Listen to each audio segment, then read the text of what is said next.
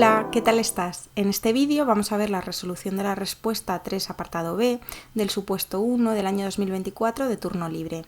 Veremos que se trata del tema de los permisos. Es un tema bastante habitual dentro de lo que es el bloque de personal. Así que vamos a hacer un pequeño repaso de esta teoría y a continuación veremos la resolución. Entramos en primer lugar al mapa de los artículos que vamos a incardinar dentro de este asunto de los derechos y deberes de los funcionarios. Estaríamos dentro del Real Decreto Legislativo 5/2015, que aprueba el texto refundido de la Ley del Estatuto Básico del Empleado Público. Aquí en concreto, como os digo, estamos dentro del título tercero, Derechos y Deberes, así como Código de Conducta. Nosotros en este vídeo nos vamos a centrar dentro del artículo 48, si bien hay dos artículos importantes relacionados con los permisos, que son el 48 y el 49. El 49 está más relacionado con los permisos para la conciliación familiar. Bien, ambos son de memorización literal parcial, son bastante importantes, ya os digo que es muy común dentro de las preguntas de exámenes oficiales, así que deberéis tener un control y principalmente de los días que se corresponden a cada uno de los permisos. Bien, vamos a entrar a lo que sería el repaso de la teoría de este artículo 48. Estamos dentro del Real Decreto Legislativo 5/2015, como os decía, y bueno, aquí nos va a dividir los permisos por apartados. Vamos a empezar por el del apartado A, que se refiere tanto al permiso de hospitalización como al de fallecimiento, lo tiene dividido en dos diferentes párrafos. El de hospitalización también se aplica a intervenciones quirúrgicas sin hospitalización que requieran reposo, y nos lo va a dividir en función del grado. Pues nos va a decir por un lado el cónyuge, pareja, de hecho o parientes hasta el primer grado. Hacer un inciso aquí, recordaos que el grado se va a establecer en función de dónde se encuentre ese pariente en la línea sucesoria. Vamos a ver que si, por ejemplo, en nuestro caso, situándonos nosotros en esta línea, seríamos, por ejemplo, hijo a madre o a padre, primer grado, a los abuelos, segundo grado, a nuestros propios hijos, primer grado. ¿Cómo hacemos esta distribución? Pues muy fácilmente. Si queremos, por ejemplo, averiguar qué nos corresponde respecto a un tío, tendríamos que ir ascendiendo o descendiendo en la línea sucesoria respecto a los padres. Así, por ejemplo, veremos lo siguiente. Para determinar un tío sería un grado hasta nuestra madre, un grado hasta nuestra abuela, que sería la madre de nuestro tío, y luego bajar de nuevo, descender un grado hasta nuestro tío. Por tanto, tenemos que es un tercer grado. Un primo, por ejemplo, en su caso, sería un cuarto grado. Perdona la interrupción, este es un contenido de prueba, de demostración de lo que ofrecemos desde simplificatusopos.es. Si te parece útil, si crees que te puede ayudar a preparar tu oposición, ponte en contacto con nosotros o acude a nuestra página para ver con más detalle qué es lo que ofrecemos y de qué manera podemos ayudarte. Sin más, te dejo con el vídeo, espero que te sea muy útil. Hasta pronto. Y ahora aclararos básicamente la diferencia entre consanguineidad y afinidad. Consanguineidad sería nuestra propia familia y afinidad sería pues desdoblándonos hacia nuestro cónyuge, es decir, por ejemplo, nuestros suegros serían equivalentes a nuestros padres, por tanto un primer grado. Bien, dicho esto, seguimos con el párrafo que estábamos viendo y nos dice que en este primer grado el derecho que les correspondería sería de 5 días hábiles. Ahora bien, si se tratase de un familiar dentro del segundo grado, se trataría de 4 días hábiles. Recordaros además que en este primer grado se asemejan también las personas que convivan con el funcionario y que además le deban dar ese cuidado efectivo al mismo.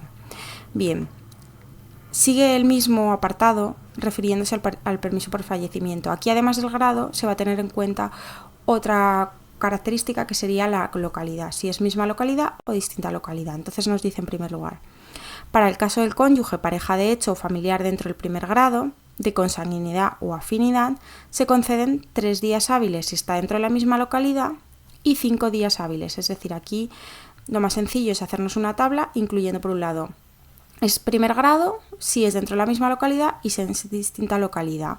Y así tendríamos 3 o 5 días hábiles dentro del primer grado. En el caso del segundo grado serán 2 días hábiles si es dentro de la misma localidad y 4 si es en distinta. A continuación, en el apartado B se refiere al traslado de domicilio sin cambio de residencia, es decir, una mudanza, y para ello nos darían un día hábil completo. Por el apartado C se refiere a funciones sindicales o de representación del personal en los términos que se determina. Al final, estas son las horas sindicales y se acuerda dentro del propio ministerio donde se encuentre el funcionario. Es decir, no hay un número establecido concreto, sino que se le darán las que le correspondan. En el apartado D nos está indicando las de los exámenes finales para concurrir a los mismos y pruebas definitivas. Es decir, si tú, por ejemplo, estás estudiando una carrera aparte de ejercer tu función como funcionario público, pues tienes derecho a los días de examen, a los días de permiso, tener un permiso durante esos días en concreto. Bien. Por otro lado, el apartado E se refiere al caso de exámenes prenatales y técnicas de preparación para las funcionarias embarazadas, es decir, solo sería para la mujer que se encuentra embarazada y es por el tiempo indispensable. Este permiso además lo va a equiparar a lo que serían las funcionarias transgestantes, que esto se añadió con posterioridad. Bien, asimismo, este apartado E incluye otro tipo de permiso que se referiría a los casos en los que se dé adopción o acogimiento y haya sesiones de información y preparación, y también se dará por el tiempo indispensable. Luego entramos a un permiso que es bastante importante, es el permiso de lactancia de hijo menor de 12 meses. Este permiso se va a tener que dar, os recuerdo, después del permiso de nacimiento. Así que, ¿en qué va a consistir? Pues en una hora de ausencia de trabajo, se va a poder dividir en dos fracciones, es decir, tú puedes hacer media hora de permiso al principio de la jornada y media hora al final, o además lo vas a poder sustituir, en su caso, por una reducción en una hora al principio o en una hora al final, o por jornadas completas, es decir, computar todas esas horas, saber cuánto supondrían en días totales y eso equipararlo como un permiso por días totales. Bien, este permiso nos indica además que se trata de un derecho individual, es decir, yo como madre o como padre no puedo transferírselo a mi cónyuge, lo tengo que disfrutar yo de manera completa si es que así lo deseo. Se podrá solicitar, como os decía, la sustitución que se acumula en jornadas completas, que se podrá disfrutar también, como os decía antes, únicamente a partir de la finalización del permiso por nacimiento, adopción o guarda. Recordad que la adopción y la guarda también tienen derecho a este permiso de lactancia, porque no está directamente asociado a lo que sería el hecho biológico de la lactancia.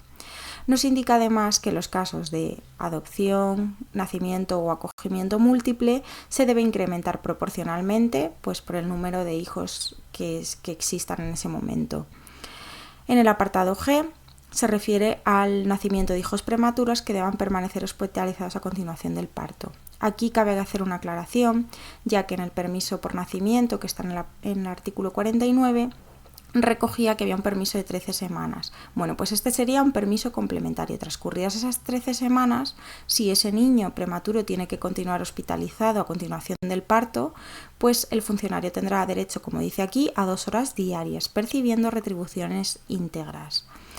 Además, puede complementarlo y reducir su jornada en 2 horas más, en este caso con reducción de retribuciones, es decir, puede conseguir hasta 4 horas de permiso, 2 serán retribuidas y 2 serán no retribuidas. El H se refiere a la guarda legal. ¿Para cuidado directo de quién? Pues de un menor de 12 años o de una persona mayor que requiera dedicación o de una persona con discapacidad. El requisito indispensable es que estas personas no ejerzan actividad retribuida.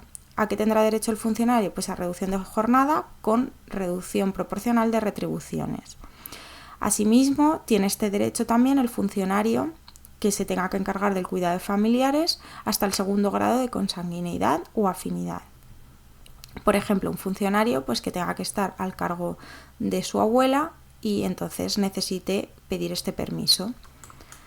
El apartado I se refiere al cuidado de familiar de primer grado, es decir, normalmente unos padres o unos hijos, por razones de enfermedad muy grave del mismo, y se tendrá derecho a una reducción hasta el 50% de su jornada laboral con carácter retribuido. Es decir, puede ejercer la mitad de la jornada, la otra mitad la tiene de permiso y sería retribuido.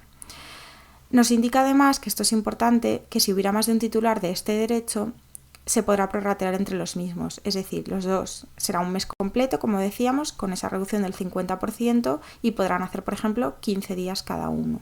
Seguimos por el apartado J, que se refiere a los deberes inexcusables relacionados con la conciliación familiar. Es decir, si por ejemplo tienes que acudir a una reunión del colegio que por causa urgente pues te la han puesto por la mañana, pues por el tiempo indispensable sería. El apartado K se refiere a los asuntos particulares. En principio serían 6 días al año. Si bien existe actualmente una instrucción de jornada y horario que establece que estos días de permiso para asuntos particulares, que en el lenguaje habitual se suelen llamar los moscosos, serán incrementados en función del tiempo. Por matrimonio, aquí nos dice que serán 15 días. Y por último, el apartado M se refiere a los casos en los que se tenga que hacer una donación de órganos o tejidos durante el tiempo laboral, pero será por el tiempo indispensable únicamente. Bien, hasta aquí sería la teoría del artículo 48. Vamos a pasar a lo que sería la resolución de la pregunta. Vamos a leer la pregunta que nos hacían en el supuesto, que dice: se divide en dos partes. La primera se refería a las situaciones administrativas, que ya resolvimos en otro vídeo, y nosotros la nuestra es a los permisos. Por su parte, el hermano de una funcionaria interina en la Subdirección General de Selección es hospitalizado tras padecer diversos problemas de salud.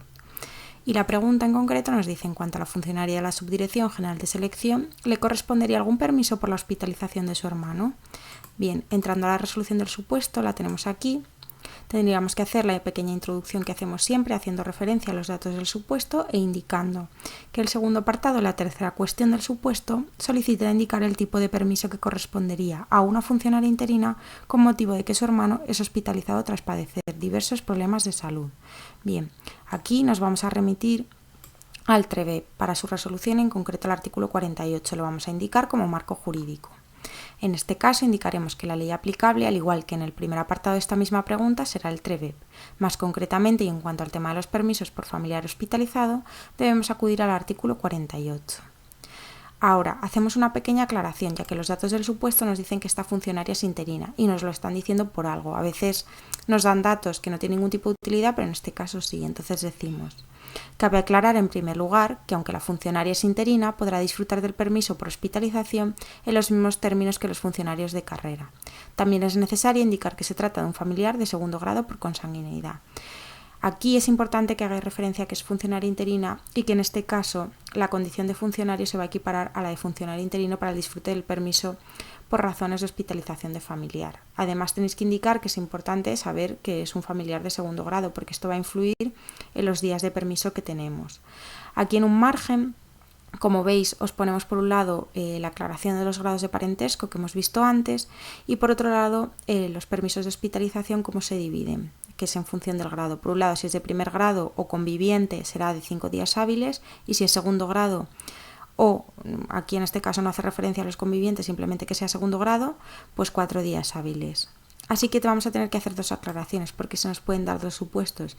La funcionaria, al ser su hermana, evidentemente es un segundo grado, pero es que además se puede dar la situación de que sea su conviviente. Por tanto, dependiendo de si es conviviente o no, tendrá derecho a un permiso u otro. Así que lo desarrollamos y decimos: en cuanto al contenido del derecho, cabe indicar que tenemos dos opciones, a falta de otros detalles que no se aportan en el supuesto, porque no se nos está diciendo si convive con él o no.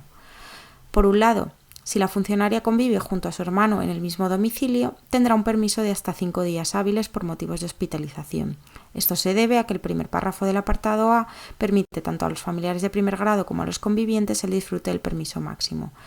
Aquí, si no recordáis que ese apartado A no hace falta ponerlo, ya que al final con que digáis simplemente que está dentro incluido del artículo 48 es más que suficiente. Por otro lado, si no fuesen convivientes, únicamente debemos justificar el permiso en base al grado de parentesco. En este caso, al tratarse de un segundo grado, porque es su hermana, de consanguineidad, el permiso aplicable será de 4 días hábiles. Y ya acabamos concluyendo indicando pues los tipos de permiso que le podrían corresponder y decimos: por tanto, debemos acabar concluyendo que la funcionaria tendrá derecho al permiso de hospitalización del artículo 48, independientemente de su condición de funcionaria interina, y que el mismo podrá ser de 5 días si convive con su hermano o de 4 días en caso contrario. Bueno, y hasta aquí sería la resolución de la pregunta 3, la segunda parte de la pregunta. Espero que os haya sido de utilidad. Os recomiendo hacer un pequeño repaso del tema de los permisos, del artículo 48 y así como del artículo 49, que aunque ya hemos visto en otros vídeos, también es muy importante. Espero, como os digo, que os haya servido y muchas gracias.